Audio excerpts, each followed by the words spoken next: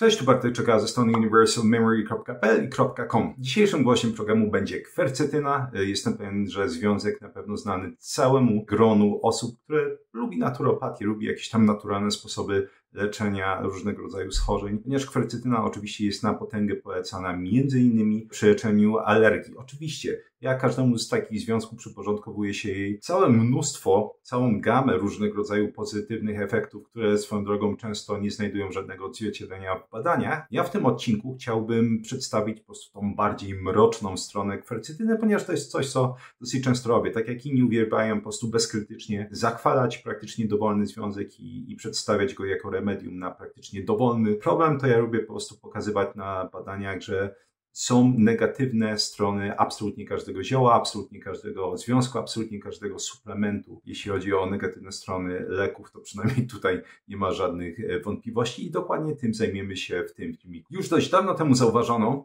że jest jeden rodzaj alkoholu, który zdecydowanie częściej niż pozostałe będzie powodować ból głowy i jest to, uwaga, czerwone wino. Czerwone wino, patrząc na badania, nawet jeśli mówimy o bardzo małych ilościach, mianowicie o 1-2 kieliszkach czerwonego wina, będą dużo częściej, przeliczając jakby dawki alkoholu tego czerwonego wina na inne dawki alkoholi, które zaraz podam. No, okazuje się, że czerwone wino dużo częściej powoduje m.in. bóle głowy, tak? Gdzie bóle głowy będą jedną z potencjalnych oznak tego, że ten alkohol nie jest dobrze metabolizowany, aby został wypity w dużych ilościach. Natomiast, jeszcze raz mówimy o 1 zaledwie czy 2 kieliszkach wina. W takim badaniu wyszło, że właśnie ta lampka albo 2 lampki wina będą w 28% przypadków powodować m.in. ból głowy, gdzie na przykład napoje wyskokowe w stylu wódka, whisky, czyli napoje często o mocy 40%, będą powodować te bóle głowy w przeliczeniu 14%. Białe wino będzie powodować w 14% przypadku bóle głowy, a piwo w około 10%.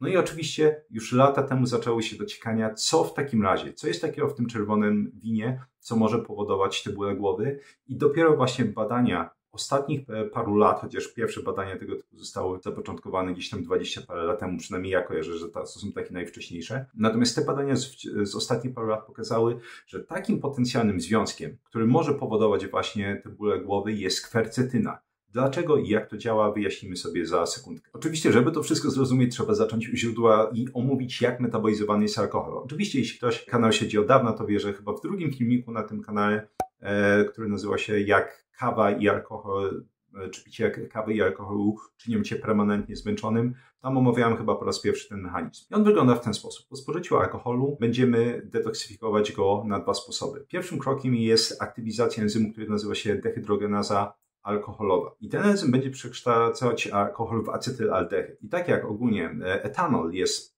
tak naprawdę bardzo mocną toksyną, tak przekształcenie tego alkoholu, tego etanolu w acetylaldehyd nie pomaga nam bardzo, ponieważ sam acetylaldehyd jest bardzo mocno toksyczny i jest klasyfikowany nie bez powodu jako kancerogen. W mniejszej ilości to jest inna sprawa, że może właśnie pobudzać różnego rodzaju funkcje układu odpornościowego. Ten acetylaldehyd w następnym kroku jest przekształcany w kwas octowy przy pomocy enzymu, który się nazywa z kolei dehydrogenaza aldehydowa, ponieważ właśnie mamy acetylaldehyd i ta dehydrogenaza aldehydowa będzie właśnie przekształcać, czy można powiedzieć neutralizować ten kancerogen acetylaldehyd i przekształcać go w kwas octowy. Mamy więc 2 kroki, nie powinno być to specjalnie ciężkie do zrozumienia. I co tutaj się może potencjalnie dziać? Jeszcze jako ciekawostkę dodam, jeśli stężenie alkoholu będzie naprawdę duże, to będą aktywizowane inne nasze moduły detoksyfikacyjne, między innymi osławiony CYP450 w wątrobie. Natomiast to jest jeszcze raz kiedy te pierwsze 2 mechanizmy są przytłoczone, kiedy jest za dużo alkoholu w krwiobiegu. Natomiast wracając, co te 2 kroki nam mówią? One nam mówią, że jeśli któryś z nich będzie działać niepoprawnie, to będzie dochodziło do znacznego zwiększenia tych różnego rodzaju albo etanolu, albo acetylaldehydów w krwiobiegu, czyli toksycznych metabolitów. Ich zwiększone stężenie będzie oczywiście powodować zatrucie organizmu. One świetnie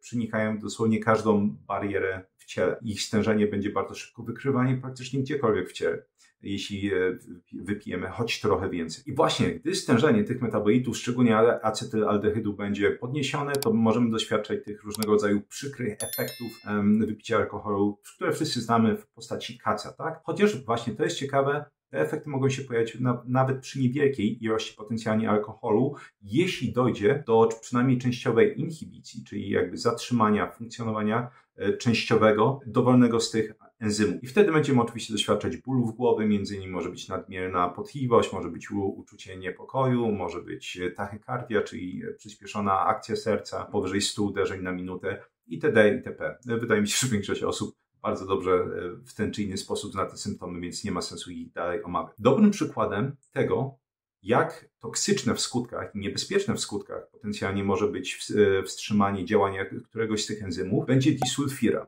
Disulfiram wątpię, żeby większość osób znała, chyba że ktoś jest farmakologiem albo lekarzem, który pracuje z uzależnieniami, albo ktoś miał jakieś takie, można powiedzieć, przygody w rodzinie. Disulfiram jest lekiem, który ma służyć leczeniu alkoholizmu. Jest raczej takim, powiedział, szczególnie w porównaniu do na przykład do naltreksonu, lekiem starej generacji, bo on ma na celu zniechęcenie do konsumpcji alkoholu. I on działa poprzez właśnie częściową inhibicję, powstrzymanie aktywności tego drugiego enzymu, czyli dehydrogenazy aldehydowej. Czyli po wzięciu tego disulfiramu będziemy mieli do czynienia z sytuacją, kiedy ten enzym nie będzie w stanie przekształcać acetylaldehydu efektywnie w kwas octowy. Sam disulfiram będzie wstrzymywać tą aktywność tego enzymu w 70-80%. Dlatego nawet przy bardzo niewielkich ilościach alkoholu, kiedy się wypije po spożyciu disulfiramu, mogą się pojawić te wszystkie efekty uboczne zatrucia alkoholowego. I dlatego człowiek będzie się czuć absolutnie fatalnie. W bardzo podobny sposób okazuje się, będzie działać kwercetyna, chociaż ograniczenie efektywności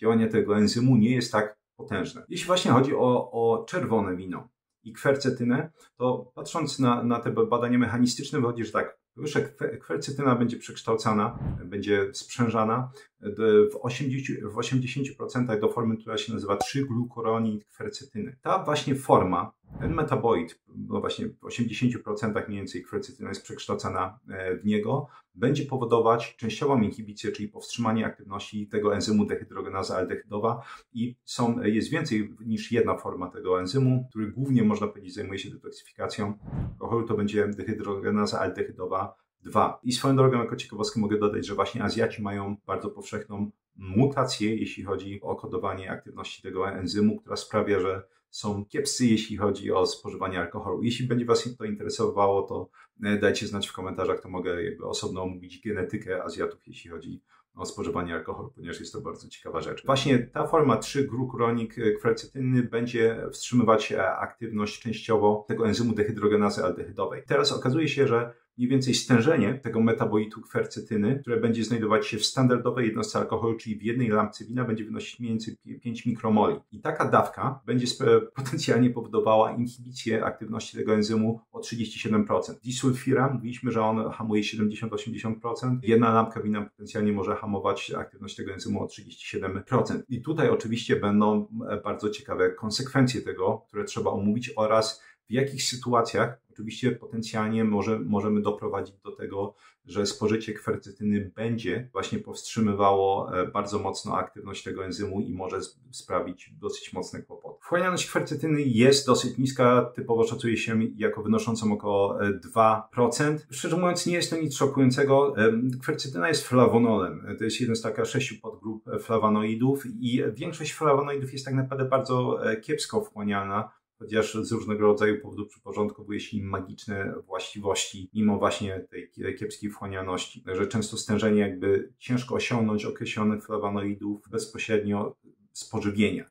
Tak, dopiero można by osiągnąć jakieś większe stężenie, które mogłoby mieć skutki terapeutyczne z suplementu. Natomiast naturalne związki kwercetyny mają wchłanialność, szacuje się mniej więcej od 3 do 17%, czyli jest to zdecydowanie wyższa już wchłanialność, chociaż to zależy, w jakim opakowaniu przychodzi kwercetyna właśnie i jej związki. Może to zależeć od samego produktu, czyli jakie to jest warzywo, jaki to jest owoc. Ponieważ kwercetyna ogólnie, jak pokazywano na badaniach mechanistycznych, praktycznie nie rozpuszcza się w zimnej wodzie, kiepsko rozpuszcza się w ciepłej wodzie, ale już całkiem dobrze rozpuszcza się w obecności lipidów, czyli można powiedzieć tłuszczy i alkoholi, czy innymi słowy, rzeczywiście dosyć ładnie może się rozpuścić w krwiobiegu, kiedy alkohol i lipidy będą występować. Czyli są to właśnie takie warunki, które mogą poprawić wchłanianie tego. Jeśli chodzi o czas półrozkładu kwercetyny, on sięga mniej więcej od 11 do 28 godzin, czy mniej więcej w tym czasie będzie eliminowana połowa stężenia kwercetyny.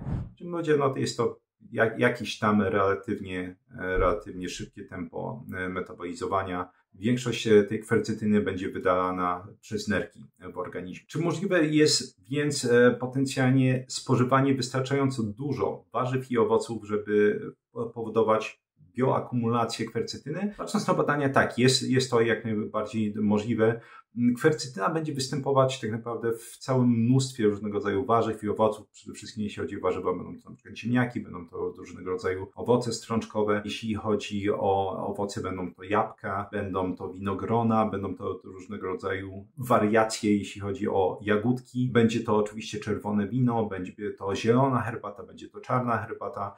Szalone jakieś ilości, można powiedzieć, będą kapary zawierały, bo ponad 200 mg kwercetyny na 100 g produktu, gdzie na przykład czarna herbata średnio będzie zawierać 2 mg kwercetyny na 100 g produktu. W momencie, w którym po prostu każda potencjalnie porcja będzie zawierała pokarmu czy posiłek, kwercetynę może, patrząc na badanie jeszcze raz, dojść do bioakumulacji tej kwercetyny i wywołania większego jego stężenia. Potencjalnie, mimo że nie mamy na to badań, to właśnie jak sugerowano w tym badaniu, bo tak naprawdę jest takie 4 badania, na których bazuję, omawiając ten temat. W tym badaniu, w którym właśnie pokazywano, że potencjalnie kwercetyna wywołuje tego kaca czy bóle głowy właśnie po spożyciu niewielkiej nawet ilości czerwonego wina. Wpisywano, że możliwa jest ta bioakumulacja i tym samym dieta, która będzie na tym bazowała, może potencjalnie szybciej wywołać wtedy objawy zatrucia alkoholem. Natomiast w praktyce, moim zdaniem, najciekawsze będzie to, żeby skupić się na tym czerwonym winie oraz suplemencie. Jeśli ktoś bierze suplementacyjnie kwercetynę, czyli innymi słowy będzie spożywać dawki, które są wielokrotnie większe niż to, co mógłby spożyć dietetycznie, to wtedy rzeczywiście może dojść do dosyć mocnego zahamowania aktywności tej dehydrogenazy aldehydowej. Więc ten filmik, można powiedzieć, jest swoistego rodzaju ostrzeżeniem. Jeśli ktoś bierze kwercetynę, choćby żeby właśnie radzić sobie z alergią, ale też spożywa alkohol, szczególnie spożywa alkohol w większych ilościach i zauważył, że po prostu ta tolerancja na alkohol jest bardzo niska, od jakiegoś czasu nie mógł tego z czymś powiązać, potencjalnie odpowiedzią jest kwercetyna. Sama kwercetyna właśnie, mówiliśmy o tym powiązaniu między disulfiramem i disulfiram i kwercetyna będą hamować aktywność tej dehydrogenazy aldehydowej. Disulfiram również będzie wpływać, obniżać metabolizowanie różnego rodzaju leków, między innymi paracetamolu. Jeszcze na ten moment kwestia otwarta, czy kwercetyna nie będzie również obniżać stopnia metabolizowania różnego rodzaju innych substancji. Bo jeśli to tak by się działo, oczywiście, to trzeba by mieć świadomość, że spożywanie kwercetyny może doprowadzić potencjalnie do niebezpiecznych sytuacji, kiedy te różnego rodzaju substancje, które my chcemy zmetabolizować, nie będą być w stanie dobrze i efektywnie metabolizowane przez to, że stężenie kwercetyny jest wysokie. Ogólnie sama substancja, uważam, jest absolutnie fascynująca i na pozytywne i negatywne strony, bo jest bardzo dobrze zbadana swoją drogą. Pierwszy raz nazwano tą substancję w 1857 roku i jak patrzyłem, gazą było kwercetum, czyli las dębowy. Od takiego słowa wzięła się ta nazwa. I właśnie jest bardzo długo badana i mimo, że oczywiście wciąż wiemy niewiele, to wiemy całkiem sporo na temat potencjalnych i pozytywnych, i negatywnych efektów. Rzucę garść takich ciekawostek bonusowych, jak ktoś dotrwał do tego momentu. Jeśli chodzi o kwercetynę, to ona będzie między innymi hamować absorpcję ciał ketonowych. Jest dosyć w stanie mocno hamować absorpcję ciał ketonowych, jeśli komuś zależy z wielu powodów, między innymi terapeutycznych, na utrzymywaniu wysokiego stężenia ciał ketonowych, kwercetyna będzie to utrudniać. Kwercetyna, tak jak swoją drogą, wiele flawanoidów będzie w stanie potencjalnie hamować aktywność receptorów witaminy C, SVCT. I kwercetyna, patrząc na badania, jest jednym z takich najpotężniejszych inhibitorów właśnie tych transporterów witaminy C, czyli widać, że po prostu specjalnie te flawanoidy się z tymi transporterami nie lubią. A chyba najciekawsze z tych negatywnych rzeczy, o których się nie mówi, że kwercetyna będzie w stanie wpływać na aktywność kwasu retinowego, czyli jednej z tych form witaminy A z kolei ta forma jest, jak zresztą wiele związków odżywczych, absolutnie niezbędna w morfogenezie płodu. Jest takie zjawisko, które zaobserwowano już trochę temu u matek, które podczas ciąży stosowały dietę wegetariańską, że u takich kobiet częściej występowały u płodu różnego rodzaju wady układu moczowego. I podejrzewa się, że właśnie kwercetyna może być głównym takim udziałowcem, jeśli chodzi o powodowanie tych wad. Natomiast są też różnego rodzaju takie inne przemilczane pozytywne rzeczy, jak potencjalnie, że wstrzymywanie aktywności tego enzymu dehydrogenazy aldehydowej z kolei jest w stanie pomagać podczas różnego rodzaju konwencjonalnych terapii nowotworowych. I właśnie dlatego kwercytyna tutaj z kolei może być przydatna. Jak zawsze serdeczne dzięki za wysłuchanie tego odcinka. Dajcie mi oczywiście znać, jakie są wasze przemyślenia, obserwacje, anegdotki medyczne, czy stosowałeś kwercytynę, w jakim celu, jakie są twoje doświadczenia, czy może zauważyłeś ten efekt, o którym mówiłem. Jak zawsze polecam swoje flagowe kursy internetowe Vocabulary Labs. W tym kursie pokazuję, jak samodzielnie uczyć się języka, dowolnego języka od A do Z, również przy pomocy tych najnowocześniejszych aplikacji sztucznej inteligencji, aby usamodzielnić się, żeby nie płacić za korepetycje, szkoły językowe, podręczniki, różnego rodzaju aplikacje w nieskończoność, żeby raz na zawsze stać się samodzielny. Kurs Experts Incubator, czyli później ekspertów, gdzie pokazuję, jak samodzielnie opanować dowolną dziedzinę od A do Z, pokazuję, jak zapamiętywać, tworzyć rozumienie, wdrażać informacje, tworzyć pętlę informacji zwrotnej. Niedługo, bo w przeciągu najbliższych 2 tygodni będzie enta już z rzędu aktualizacja kursu, gdzie będę pokazywać, jak między innymi opanowywać szybciej różnego rodzaju zdolności motoryczne, umiejętności motoryczne. Oraz kurs o jeden włos za daleko, gdzie pokazuję, jak zatrzymać i odwracać łisienie androgenowe oraz przy okazji jak leczyć różnego rodzaju popularne schorzenia skóry głowy, jak choćby uciążliwy łupież. Jeśli właśnie interesujecie pamięć, języki obce, po rozwinięciu opisu jest link do mojego newslettera, można się tam zapisać. Tam raz na jakiś czas wysyłam właśnie artykuły z kolei powiązane z tymi tematami, gdzie pokazuję, jak się skuteczniej uczyć, optymalizować naukę i czasami również wysyłam artykuły, które pokazują, jak analizować badania naukowe. 3 piosenki rockowe, jak zawsze, przypięte w pierwszym komentarzu pod filmikiem, żeby miał spędzić czas również po wysłuchaniu tego odcinka. Z kolei wszystkie te badania, do których się odnosiłem, będą dostępne po rozwinięciu opisu na samym końcu. I na koniec, jeśli interesują Cię wszystkie informacje, które wymieniłem, albo przynajmniej część w tym filmiku, to można je ściągnąć w wygodnej formie fiszek. Takie gotowe fiszki można po prostu sobie załadować do programu, który nazywa się Anki, i zacząć powtarzać ten materiał, żeby go przyswajać. Więc jest to bardzo fajne, jeśli chodzi o ludzi, że tak powiem, z branży albo po prostu pasjonatów tych wszystkich tematów. I to jest dostępne dla patronów kanału. Patronat kosztuje 40 zł miesięcznie i w jego ramach można ściągnąć właśnie fiszki do tego filmiku, jakichś 80 ostatnich. Jest również dostępne forum dla patronów, gdzie można mi zadawać jakieś pytania, albo jest też sekcja badanie tygodnia, gdzie raz w tygodniu omawiam jakieś badanie wraz z moim komentarzem. Najciekawsze badanie danego tygodnia właśnie. Dzięki serdeczne za wysłuchanie tego odcinka i do usłyszenia w następnym.